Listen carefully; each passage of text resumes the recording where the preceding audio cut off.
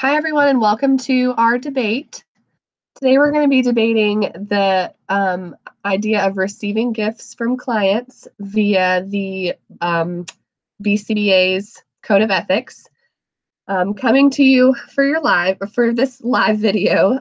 My name is Jenna. I'm from Charlotte, North Carolina, and I'm in semester 3 of 5 through Ball State. We also have Allison. She is completing her second semester at Ball State and works as an RBT at a Center for Autism in South Bend, Indiana. Next, we have Danielle. She is in her 4th semester at Ball State. She's a special education teacher and works part-time for an ABA company in New Jersey. Shalini is our next participant. She is currently in her 3rd semester at Ball State. She works as a program lead RBT in a clinic, school, and home settings in Orlando, Florida. And finally, we have Megan. She's currently in her 3rd semester at Ball State. She lives in New Jersey and works as a special education teacher in a specialized school for autism. She also works part-time facilitating social skills groups. Our debate is in regards to the code 1.06 from the Code of Ethics, which discusses multiple relationships and conflicts of interests. The code states that due to the potentially harmful effects of multiple relationships, behavior analysts avoid multiple relationships. Behavior analysts must always be sensitive to the potentially harmful effects of multiple relationships. If behavior analysts find that due to unforeseen factors, a multiple relationship has arisen, they should seek to resolve it. And then finally, behavior analysts recognize and inform clients and supervisees about the potential harmful effects of multiple relationships. Behavior analysts do not accept any gifts from or give any gifts to clients because this constitutes a multiple relationship. Excuse me. First, we'll hear from Allison. She will be supporting the BACB's professional and ethical code of conduct regarding the issue of gift giving and receiving. She will be holding the roles of summarizer, illustrator, and researcher for this topic. In her argument, she will address the reasoning behind the code of conduct and the issues in professional relationships that it avoids, as well as some preventative measures to take to promote the ethical code in the behavior analysis community. Thanks, Jenna. So like Jenna said, I would like to look a little deeper into the BACB's professional and ethical code of conduct to explore the reasoning behind the fact that behavior analysts are not to give or receive gifts from clients. I'm going to show you guys a visual of the code, just so you can kind of follow along. So 1.06 states that harmful effects of multiple relationships in a therapeutic relationship. And as behavior analysts, we are to avoid multiple relationships due to the potential harmful effects that they can cause. So the American Psychological Association Ethics Code 3.05 describes what these multiple relationships can look like. The APA standard states that a multiple relationship occurs when a psychologist is in a professional role with a person and at the same time is in another role with the same person, or at the same time is in a relationship with a person closely associated with or related to the person with whom the psychologist has a professional relationship with, or 3, promises to enter into another relationship in the future with the person or a person closely associated with or related to the person. So that's a really complicated way of saying what multiple relationships can look like. And with that being defined, multiple relationships can cause immediate repercussions for the client and the therapist, but also future harmful effects can occur as well. So multiple relationships can impair the objectivity of a professional as well as their competence and effectiveness in treatment. Impairment in these areas risk the exploitation or even harm to the client. And as behavior analysts, a core ethical principle for us is to do no harm. So looking further down at code 106, I'm going to pull that visual up again for you all. Looking at section, trying to pull it up. Looking at section D down at the bottom, behavior analysts aren't to receive or give gifts to and from clients, and that constitutes as a multiple relationship. Also, Code 2.0 states that behavior analysts have the responsibility to operate in the best interest of clients. In this case, a client can mean the service recipient, the parents, guardians, an organizational representative, a public or private organization, a firm, or a corporation. So it's not necessarily just the client that you're providing services to. With that being said, the following sections require those in the field of ABA to accept clients in 2.01, to maintain the rights and prerogatives of clients in 2.05, and then in 2.06, maintain their confidentiality. Gifts should not be accepted by therapists in a therapist-client relationship to avoid these multiple relationships and continually operate in the best interest of clients. Although the ethical code is really clear regarding receiving and giving gifts within the context of a professional relationship, it's still a really complex and controversial matter because families still try and give you stuff. In a study by Brindle and others in 2007, 5 case studies were completed to observe this complexity of ethical judgments concerning gift giving in a professional relationship. The conclusion of the research discussed how intentions should be examined when determining whether or not to accept a gift. The authors stated that from a psychodynamic standpoint, it's important to look at the gift's meanings to the patient and the gift's conscious and unconscious connotations. This statement brings up context sensitivity and boundary questions such as who gave the gift and what was its purpose, what's the nature of the relationship, and what cultural expectations and norms were involved in that exchange of the gift. And that's suggested in this article that accepting gifts should be determined by a case-by-case basis due to some gifts raising ethical concerns and other gifts not. But Code 1.06 is in place to avoid these ethical dilemmas and to promote a consistent, healthy professional relationship. Instead of a divide being created and not receiving gifts from clients and their families, a professional relational standard is being established.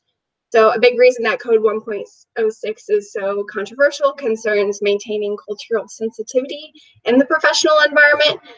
Culturally, gift giving is a big part of certain ethnic groups, and in my argument defending the code of conduct for behavior analysts, I believe that our clients must be introduced to the culture and professionalism of ABA. This may risk offense, but efforts must be made to explain the reasoning for this professional and ethical code of conduct. And there are ways of doing this while still respecting an individual's heritage. In 2008, Brown and Transgrad explained that the boundary violation of exchanging token gifts is deviating from a traditional practice in society in order to promote the best possible therapeutic environment for a client. As previously stated, there are ways to adhering to this code while simultaneously respecting a client's culture. So how do we as behavior analysts account for these social differences and cultural competency? First, I believe that we must educate ourselves. Brown and Transgrad in 2008 support this idea, and they emphasize on the American Psychological Association guidelines on multicultural education, training, research, and practice. It emphasizes awareness and knowledge of one's own worldview and the worldview of ethnically and racially diverse others. So second, not only should we be educating ourselves on the worldview of others, but we should also be educating others. Promoting diversity in the workplace with coworkers as well as with clients and their families is one way of accomplishing this. And by doing this, we can educate those on the code of ethics and the reasoning behind these regulations. So in conclusion, although this is a really controversial matter, it's extremely important for behavior analysts to adhere to the professional and ethical code of conduct to promote the best possible care for those that we work with. Thanks so much, Allison. Next, we're going to hear from Megan. Megan will be going against the code of ethics when it comes to gift giving. She'll be explaining different reasons excuse me, why we should accept gifts, and gifts should be acceptable versus gifts that are not acceptable. She's also going to discuss revising the code so gift giving is acceptable and an example of the American Counseling Association Code of Ethics. And she'll give us an example from the American Counseling Association Code of Ethics when it comes to gift giving. So take it away, Megan. Hi, guys. Allison, while you did a great job sharing why we should not be accepting gifts, I am going to go against why we should be accepting gifts. So, like what was said previously before, Code 106D states that, hold on, I was sharing that with you.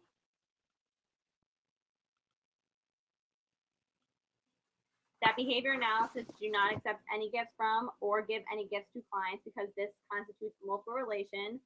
And I felt that we should change that up a little bit. So as you can see here, I changed up A minimally, but to a point where we would keep relationships professional. Behavior analysis should have good and healthy relationships. B, behavior analysis should remain sensitive to harmful effects of multiple relationships. If behavior analysis find that due to foreseen factors, a multiple relationship has arisen, they seek to resolve it. C, behavior analysis recognize and inform clients and supervisees about the potential harmful effects of multiple relationships. But D, behavior analysis may accept gifts within reason. Gifts should not be exceedingly expensive in value and should not let strings be attached.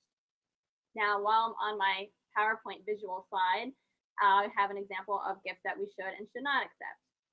Acceptable gifts could be within reasonable value, gifts at the very end of services, so when you're finished with your client completely. Cards, treats, handmade gifts. An example of a physical item could be a coffee mug, picture frame. Abstract gifts can be handwritten notes. Gifts that we should not accept are exceedingly high in value, gifts after every single session with the client, trips, jewelry, racially offensive gifts, gifts in sexual nature, gifts depicting or suggesting violence. Articles that have shared professionals should question what a gift is versus what a gift is not. Consider what the point of the gift or hospitality is. Is it to influence a relationship or induce improper conduct, or is it simply a token of gratitude? Now, continuing with my debate, I found that the American Counseling Association can accept gifts, but within reason. For example, the ACA Association Code Act A10, Receiving Gifts, states, counselors understand the challenges of accepting gifts from their clients and recognize that in some cultures, small gifts are tokens of respect and gratitude. When determining whether to accept a gift from clients, counselors take into account the therapeutic relationship, the monetary value of the gift, the client's motivation for giving the gift, and the counselor's motivation for wanting to accept or decline the gift. Some other sources that I found came from Theranos.com, from a blogger named Dr. Barbara LaFrisco, and she states 5 thoughts about receiving gifts. Culture being one, as Allison had previously stated before. Some cultures, for example, Asian cultures, show appreciation by giving a tangible gift, whereas your American clients may thank you verbally for helping them. Therefore, it's important to consider both clients' cultures. Therapeutic relationships, if someone you've only met once or twice brings you a gift, or you have a shaky alliance with them, you could send them a wrong message by accepting it. On the other hand, if you've been working with someone for a few months and have developed a strong alliance and think it's safer to accept a small gift, that should be okay. Not only is it less likely the client will interpret the acceptance as a boundary crossing, but you can insult the client and damage the relationship by refusing it, which also brings me to an awareness that gifts that are declined can actually be dehumanizing to clients and their families. More damage can be done if you're working on building self-esteem with your client. If you say no to a gift, they may be really shut down and not understand as to why you can't accept this gift. And we don't want them to get the wrong idea that we don't appreciate what they're giving us. Monetary value was a third point that Dr. LaFresco brought up, saying that it should be obvious to you that it is improper to accept gifts with a high monetary value. Although setting an exact dollar limit is kind of problematic and rude, it seems to be a standard practice that I'm not going to accept a trip, like I mentioned before, to go to Disney World, whereas a card is more acceptable. A fourth is client motivation, which I also mentioned before. I think this is the issue probably because the most important consideration is what are we hoping to accompany by receiving the gift? Is this client simply thanking us for our help, or is there hidden motivation? For example, is the client trying to manipulate us somehow? Are the parents trying to, get free services out of us? I mean, so it's kind of sketchy, but at the same time, like I said, gifts that are more abstract seem to be more appropriate. And our motivation, hopefully we have learned to never make any client interaction solely about myself. So I'm not going to sit there and say, I need this kind of gift, whereas accepting meaningful gifts, I feel maybe more appropriate. In conclusion, as long as we remain professionals when accepting gifts and do so in a respectful manner, where we are not being gifts that are exceedingly high in value, are not racially offensive, like I said, depict any violence, then we do so as an esteem booster for ourselves as behavior analysis, and it will show us that we're appreciated and that we're doing a great job. So hopefully, like I said, it gives us the thought that what we're doing is changing an individual's lives. And that is all I have there. Thank you, Megan. Next, we're going to hear from Danielle, who is supporting the Professional and Ethical Code of Conduct.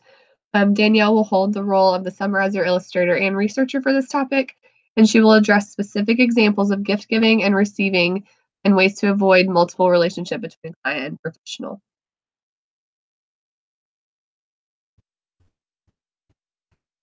Hi everyone, I'm Danielle and I'm going to explore the reasoning behind the BACB Code of Conduct.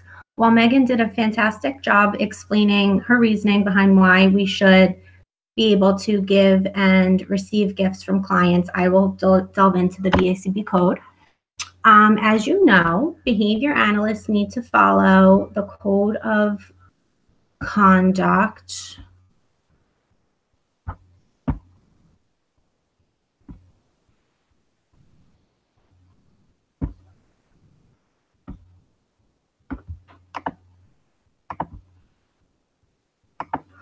(1.05) Behavior analysts provide behavior analytic services only in the context of a defined professional or scientific relationship or role.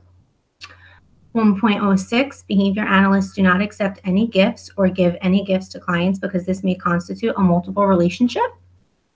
And Code 2.14 also states that behavior analysts must not receive or provide any money, gifts, or other enticements for any professional referrals. We must always be mindful of the Code of Conduct when we work with clients and their families. Dr. John Bailey recently did in 2017 the Ethics and Leadership Summit, where he explains why we should follow the BACB Professional and Ethical Compliance Code. I'm going to share with you a video of Dr. John Bailey speaking at the Ethics and Leadership Summit, and I will explain why I agree with him that we should follow the BACB Code of Conduct when determining if we should receive or give gifts from clients and their families.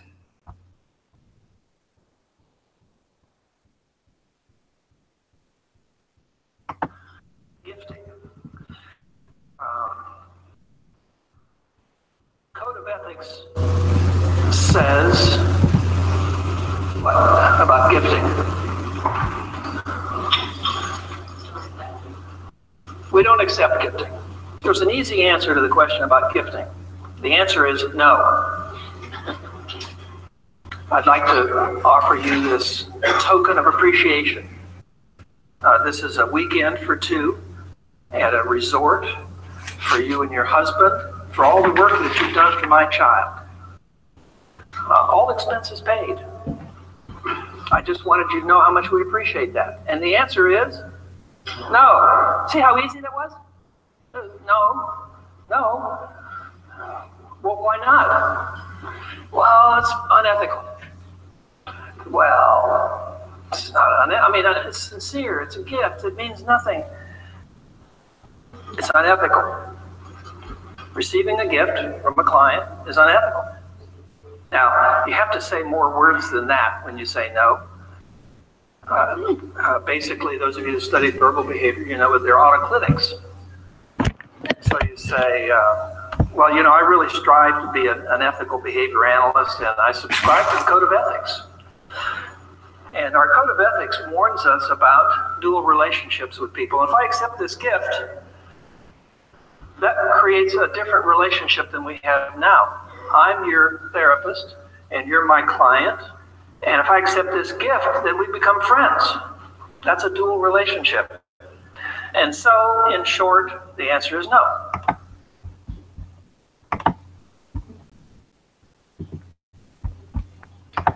So while Dr. Bailey explains why we have to say no, it can constitute a multiple relationship if we accept any gift from a client. It definitely blurs the line between professional relationship as a behavior analyst and providing behavior analytics services, which code 1.05 says we must stay professional with our clients at all times. Also, there are other considerations, as we should always make sure that we are not just saying no. We need to make sure that we're explaining. We need to follow and subscribe to our code of ethics as a behavior analyst. There are many other professionals that also come into contact with following their ethics. Licensed professional counselors, for example, in 2012 by a study by Blanco and Shelley Moore, suggests that we should use procedural safeguards before we start a professional relationship with a client. Many behavior analysts have started to use procedural safeguards so that before we even do an intake with a client, we describe our code of ethics and that we cannot give or receive gifts from clients at any time. It even dates back as far as a 1997 study with Hurley and Corey, who also demonstrate that procedural safeguards are a way to prevent the blurred lines between a client and a behavior analyst.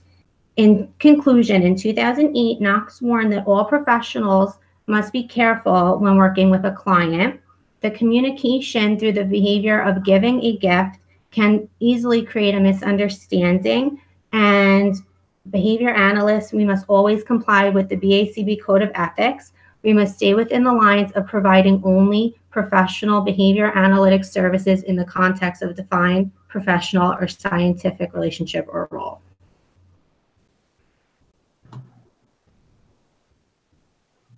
Thank you so much, Danielle.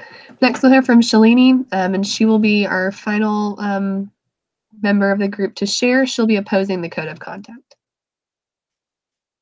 Hi, guys. So Danielle brought up really good points as to why we should not accept gifts, including a video. But I will be discussing the reasons of why we should be able to accept gifts and going into detail as to why.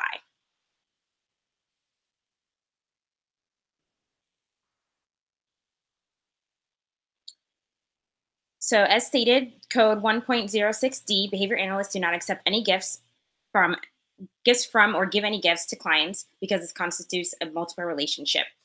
This being from the BACB Ethical Compliance Code, it explains why will receive a multiple relationship and conflicts of interest. But I will be stating that there are some reasons for accepting and acknowledging gifts. For example, as stated by Calden and Hazelton in 2013, accepting gifts can help to strengthen and express a relationship between the trust that's built with a client and the family, as well as a therapist and supervisor. The client can receive great pleasure from giving a gift and adding to their self-worth that reinforces the trust. If a supervisor or therapist were to reject a gift, then it might seem harmful or offending to the client, and it might hurt their feelings, but also, as Megan mentioned, be detrimental towards the future therapies, and now it's harmed the relationship that's been built in regards to providing therapy and services. It also might harm where it teaches the child that they cannot give gifts to people that they like or have helped them in some way. That can also be very detrimental towards the relationship. Another reason is that they can give a gift giving by a child in the context of the stage of therapy. So for example, you might have a client that has been working with how to talk to strangers, and then they have been able to go to a store and pick out a gift to give to their therapist, and that has been a big challenge that they've been able to overcome. So a big part of them is being able to go up to a cashier, to a stranger, talk to them, and then find a gift to give to the therapist. If the therapist were then to reject it, that could seem very harmful and hurtful towards the client and the family as well. Another example can be if it's a handmade gift. For example, if the child is having a lot of problem behaviors and they're able to go to a art workshop and they're able to work on something and they want to give the gift to the therapist, and if it's rejected, it can seem very hurtful again to the client. Going back to my PowerPoint. And then also another reason is it can be a form of communication, making positive emotions and gratitude. It's useful because it's seen as a socially accepted way of communicating, as stated by Spandler et al., and it elicits positive emotions from the receiver. So again, going into the same topics of the client having a good feeling of being able to give the gift, as opposed to having a not so good feeling when the gift is rejected. Then I am going into gift giving with restrictions. For example, there can be restrictions that can be made to give gifts within reason, and this way they can set boundaries between all parties of the parents, the supervisor, the therapist, and the family and client.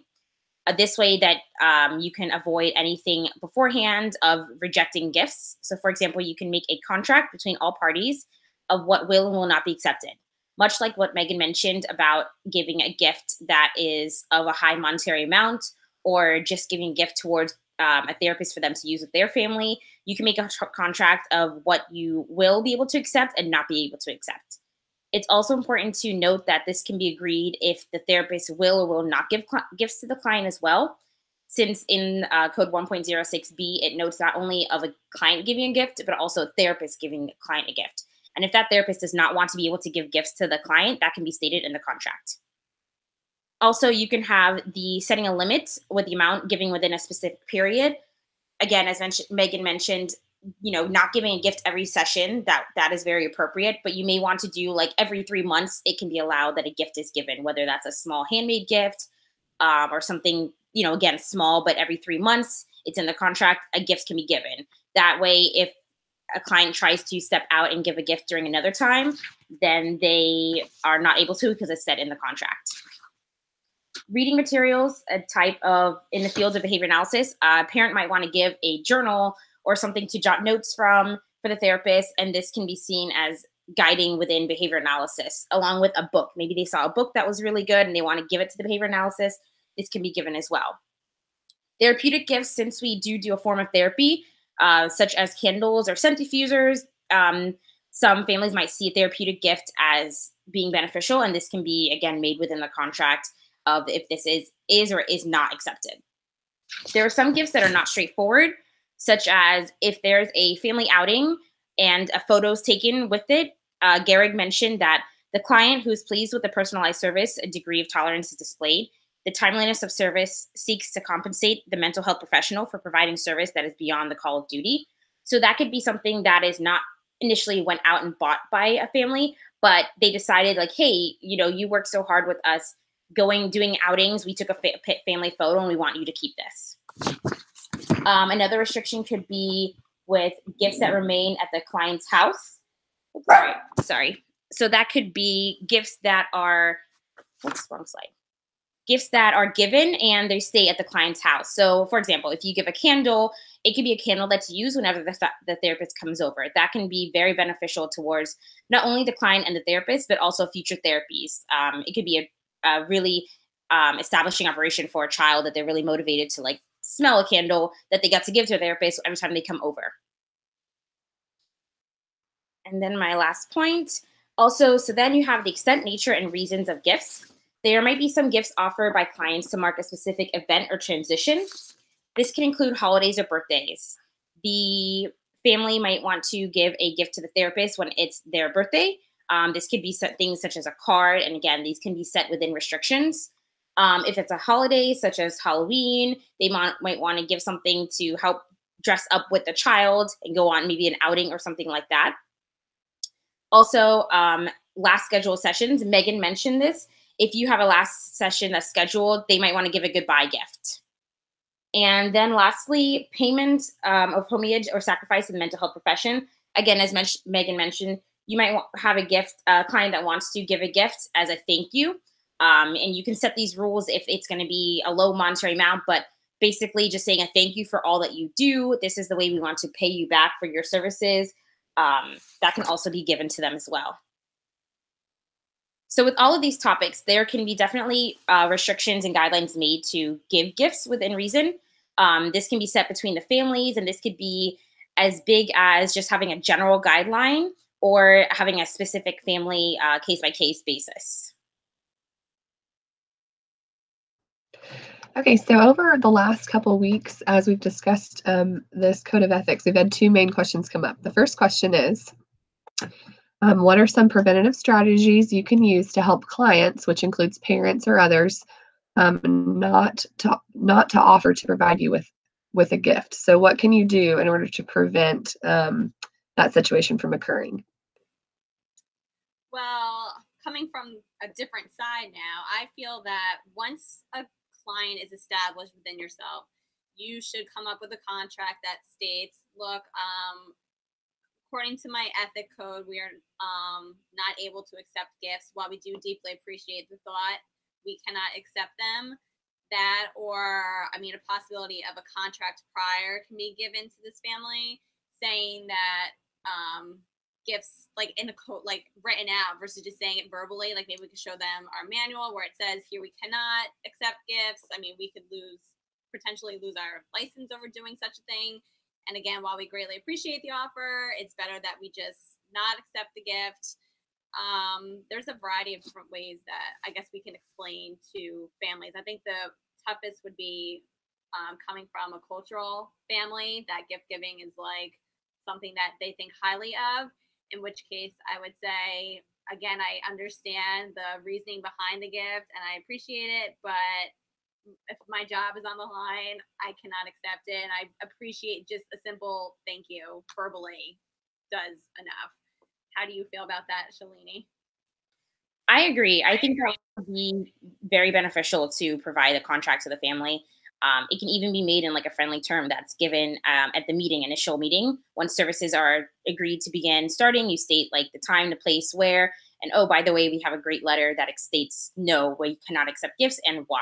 Then it can be discussed, because if you avoid that beforehand, it's a lot easier than when the family already bought you a gift and says, here you go, and tries to give it to you and you're like, oh no, sorry, because you've already done that beforehand. Okay, those were great answers. And then second question, final question, what might be some aversive consequences that can occur if you accept a small gift, such as a glass of water, $5 gift card? For example, what happens if a parent gives you a gift that you accept, but 6 months later the parent decides that they are unhappy with the services you are providing and starts to seek retribution? What should you do? Yeah, Jenna, thank you. As I mentioned in my argument, and Danielle mentioned this as well, multiple relationships have the potential of being developed when accepting a gift, whether it's something really small or something really large. And there are a lot of aversive consequences that arise if multiple relationships are obtained. So one of these include the compensation of the professional's objectivity through inappropriate personal attachment. So objectivity includes the unbiased and fair treatment of an individual. And for example, like the situation that you stated, if a therapist accepts a gift from a client's parents, and then a few months later, the parents are unhappy with the services, the gift that you've accepted causes your own needs to become entangled with the needs of your client's family, and things just get super complicated. And you have the possibility of losing that objectivity, and that risks the exploitation of the client due to the biased and causes you to do biased and ineffective treatment. And this is harming the client. And as behavior analysts, our core principle is to do no harm to the clients. So there are a lot of aversive things that can happen in that situation. Okay, so we hope that we have given you all different sides to look at this code of ethics. Gift giving can be very tricky, but we hope that we have given you some more information to help you determine best practice as future behavior analysts. Thank you so much for tuning in.